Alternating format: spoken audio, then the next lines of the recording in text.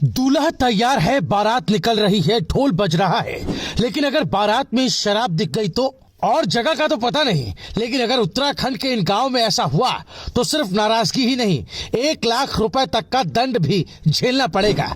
और यही नहीं, गांव वाले समारोह में शामिल भी नहीं होंगे। ऐसा नहीं कि बात सिर्फ शराब तक की है, इसके साथ ही महिलाएं अगर दिखावे में गहने ज्यादा पहनकर आ गई तो वही सेम सजा वहां भी तय की गई है। जी हाँ, आज जब देश में शादियां खर्च, दिखावे और रेस का मैदान बन चुकी हैं, उसी समय उत्तराखंड के इन पहाड़ी गांव ने ऐसा फैसला लिया है जो पूरे भारत में चर्चा का विषय बन गया है। शराब पर रोक, फास्ट फूड पर बैन, महिलाओं के सिर्फ 3 गहनों की इजाजत, और अगर नियम तोड़े तो पूरा गांव रिश्ता तोड़ देगा। ऐसा क्यों, और क्या ये सामाजिक सुधार है या पाबंदी?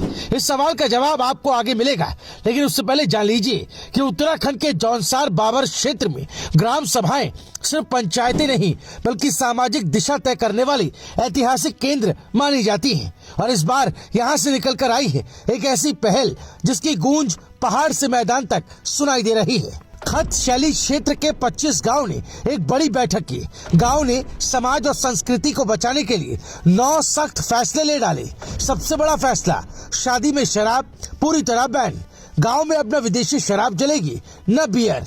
शादी के फास्ट फूड जैसे चाउमीन, मोमो, टिक्की, चाट अब मेन्यू से बाहर हो गए, क्योंकि पंचायत का मानना है कि आधुनिकता की आंधी में खान पान दिखावे का माध्यम बन गया है और खर्च आसमान छू रहा है। सबसे चर्चा में है महिलाओं के पहनावे पर लिया गया फैसला। शादी या सामाजिक कार्यक्रमों में महिलाएं अब सिर्फ 3 ही गहने पहन सकेंगी। नाक में फुली, कान में झुमकी या तुंगल और गले में कांडुड़ी या मंगलसूत्र। अगर इससे ज्यादा गहने पहन लिए तो परिवार पर 1 लाख रुपए तक का दंड लगेगा। फैसले दोहा गांव में हुए। अध्यक्षता की खत के सदर सियाणा राजेंद्र सिंह तोमर ने।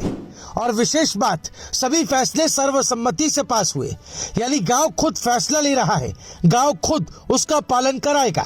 यहाँ तक कि यदि परिवार नियम तोड़ दे तो गांव के लोग उसके समारोह में शामिल भी नहीं होंगे। समाज का संदेश साफ है, परंपरा तोड़ोगे तो समाज तुम्हारे साथ नहीं। अब सवाल है, आखिर ऐसा फैसला क्यों लिया गया? गांव के लोग कहते हैं आजकल लोग दिखावे की दौड़ में गहने बनवाने के लिए कर्ज ले रहे हैं। दावतों और सजावट में पर्स झुलस रहा है और नतीजा घर में तनाव, आर्थिक दबाव और सामाजिक असमानता। इसलिए फैसले बचत, समानता और संस्कृति की रक्षा के लिए। शराब पर रोक का दूसरा पहलू भी है।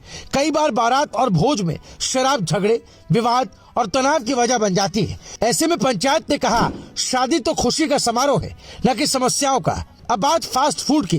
पंचायत का कहना है कि अगर शादी में खाना ही बदल जाएगा तो रस्म और स्वाद कैसे बचेंगे।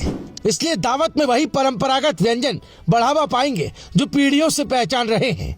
फैसलों में कुछ पुराने रीति रिवाज भी सुरक्षित किए गए हैं, जैसे बारिया के जाग यानी परिवार की पहली शादी में मामा बकरा, आटा, चावल और देसी दारू दे सकते हैं, लेकिन मिठाई पर अब भी प्रतिबंध रहेगा।